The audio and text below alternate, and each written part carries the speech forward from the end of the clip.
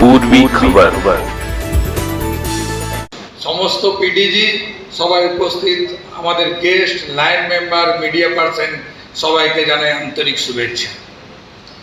Raniganj Lions ক্লাবের সাথে আমার সম্পর্ক দীর্ঘদিনের। আমার ছোটবেলায় বাবার হাত ধরে the Bengal paper mill officers ক্লাবে, লায়ন্স ক্লাবে মিটিং হতো, সেখানে যেতাম।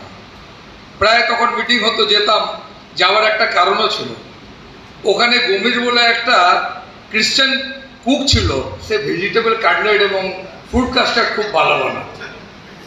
তারপরে তো আমাদের রানীগঞ্জের বিল্ডিং হলো, আই হসপিটাল হলো, স্কুল হলো, ডায়াবেটিক সেন্টার হলো এবং হলো আরও না কিছু। 2009 সালে আমি এই মেম্বারশিপ গ্রহণ করি রানীগঞ্জ লায়ন্স ক্লাবে।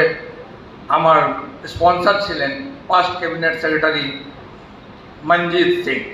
তার আগে ডাক্তার প্রিয়াল ঘোষের সাথে যখনই দেখা হতো, ডাব্বু তুই এবার মেম্বার হ। আমি 2009-এ মেম্বারশিপ নিই।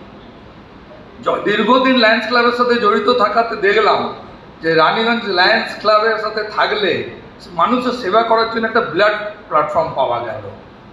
যখন অফিসে বসে থাকি প্রায় দিনই দেখি কেউ না কেউ আসে, দাদা বা ভাই আমার কাউনের চোখের অপারেশন করাতে হবে। বললাম ভাই চলে যা লায়ন্স হসপিটালে, 1 থেকে 5 তারিখ আমাদের ফ্রি অপারেশন হয়, যেখানে যাবে সঙ্গে সঙ্গে হয়ে যাবে, কাউকে কিছু বলার দরকার নেই। আজকাল ম্যাক্সিমাম ছেলে মেয়ে বাইরে থাকে, কারো ঘরে কেউ মারা যাচ্ছে কিন্তু ছেলে মেয়ে আসেনি, আমরা এই অভাবটা অনুভূত করলাম। তখন আমরা ডেড বডি রাখার জন্য একটা ডিপ ফ্রিজার নিয়ে এলাম, যাতে 2 দিন কেউ আসার আগে ওই ফ্রিজারে দেহ রাখা যায়। এমনকি লাস্ট জার্নির জন্যে, শ্মশান যাওয়ার জন্য আমাদের সব বাইক গাড়ি আছে, যে সেবাটাও আমরা দিয়ে থাকি। অক্সিজেন সিলিন্ডারের সেবাও দিয়ে থাকি। এবং আমাদের নতুন সংযোজন হয়েছে হুইল অন রুটি অন হুইল। আমরা চারিদিকে রুটি খাওয়াবার যে মেশিন আমরা সারা মাস ধরে চালাচ্ছি। আমাদের একজন প্রজেক্ট চেয়ারম্যান আছেন লাইন বিমার আগরওয়াল, এর আগেও ডাক্তার বাসু ওনার নাম করেছেন। ওকে ফোন করলেই আমাদের গাড়ি সেই জায়গাতে চলে যায়। খালি রানীগঞ্জ নয়, রানীগঞ্জের বাইরেও আমাদের গাড়ি গেছে। আমার আগে যারা আমাদের ক্লাব চালিয়েছেন তারা খুবই ভালোভাবে চালিয়েছেন। আর আমিও আশা করব আপনাদের সহযোগিতায় ক্লাবকে, রানিং ক্লাবের যে রকম মান আছে তাকে যেন আরও উঁচুতে নিয়ে যেতে পারি।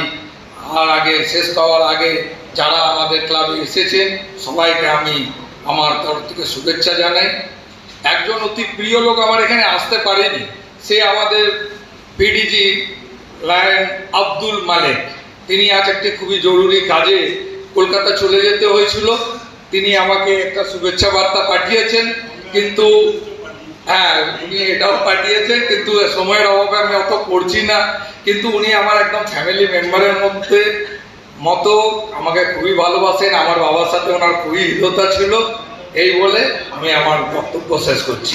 हमारे चैनल को लाइक, शेयर, सब्सक्राइब करना ना भूलें और बेल आइकन को दबाना ना भूलें और देखते रहें पूर्वी खबर।